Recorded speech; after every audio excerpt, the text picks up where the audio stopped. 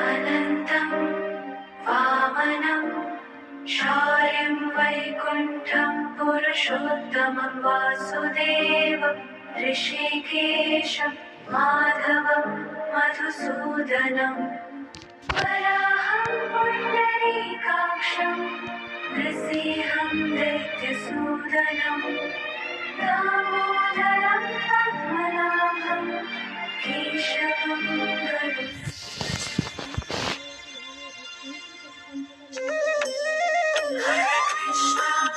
Hare Krishna, Krishna Krishna,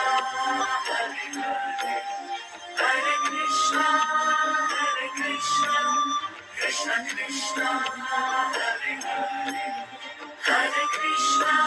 Hare Krishna, Krishna Krishna, Hare Hare.